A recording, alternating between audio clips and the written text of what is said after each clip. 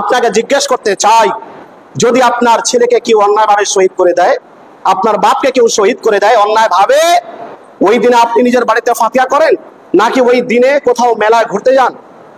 কেউ তো যান না। আমরা গৌসে পাকের ইন্তেকাল দিবসে ফাতিহা করি, কোনো মেলায় যাই না। গরিব নওয়াজের ইন্তেকাল দিবসে ফাতিহা করে কোনো মেলায় যাই না। মাসদুম পাকের ইন্তেকাল দিবসে ফাতিহা করি, কোনো মেলায় ঘুরতে যাই না। আলা হযরতের ইন্তেকাল দিবসে আমরা ফাতিহা করি, ইসালের সওয়াব করি, মেলায় ঘুরতে যাই না। যত আউলিয়ায়ে কেরাম আছে তাদের ইন্তেকাল দিবসে ফাতিহা করি, মেলায় ঘুরতে যাই না। কিন্তু আপনি কোন পথে চলে গেছেন যে এই সমস্ত ওলিদের সর্দার, এই সমস্ত ওলি থেকে হাজারো গুণে উত্তম ইমাম হোসেন, তার ইন্তেকাল দিবসে, তার শহীদ দিবসে আপনি যাচ্ছেন মেলায় ঘুরতে? আজ এই মুহররম মাসে আমরা মেলাতে যাই ঘুরতে, মেলা লাগাই। মুহররম মাস কি মেলা লাগানোর মাস? মুহররম মাসে কি মেলা লাগাতে হবে এটা ইসলাম বলে? না, কোনোদিনও না। মুহররমের মেলা বলতে ইসলাম ধর্মে কিছু নেই। এই মুহররমের মেলা ইসলামিক দৃষ্টিতে কোনো মতেই জায়েজ নেই। এটা ইসলাম কর্তৃক সমর্থিত নয়, বরং ইসলাম তো এটা বলে।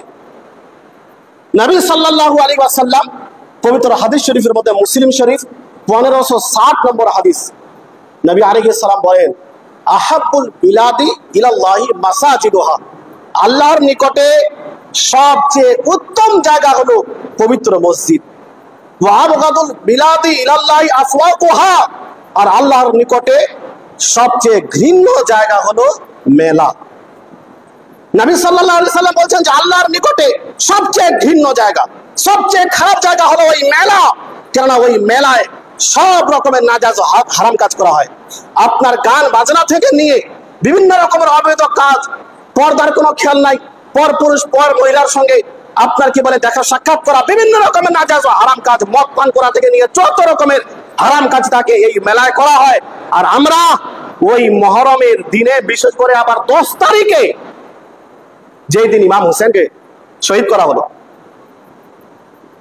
একাধিক সাহাবীকে শহীদ করা হলো, সেই দিনে আমরা যাচ্ছি মুহররমের মেলায় ঘুরতে।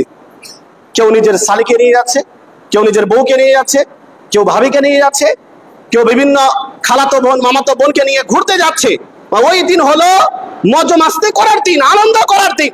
আপনাকে জিজ্ঞেস করতে চাই, যদি আপনার ছেলেকে কেউ অন্যায়ভাবে শহীদ করে দেয়, আপনার বাপকে কেউ শহীদ করে দেয় অন্যায়ভাবে, ওই দিনে আপনি নিজের বাড়িতে ফাতিহা করেন নাকি ওই দিনে কোথাও মেলায় ঘুরতে যান? কেউ তো যান না। আমরা গৌসে পাকের ইন্তেকাল দিবসে ফাতিহা করি, কোনো মেলায় যাই না। গরিব নওয়াজের ইন্তেকাল দিবসে ফাতিহা করে কোনো মেলায় যাই না। মাসদুম পাকের ইন্তেকাল দিবসে ফাতিহা করি, কোনো মেলায় ঘুরতে যাই না। আলা হযরতের ইন্তেকাল দিবসে আমরা ফাতিহা করি, ইসালের সওয়াব করি, মেলায় ঘুরতে যাই না। যত আউলিয়ায়ে কেরাম আছে তাদের ইন্তেকাল দিবসে ফাতিহা করি, মেলায় ঘুরতে যাই না।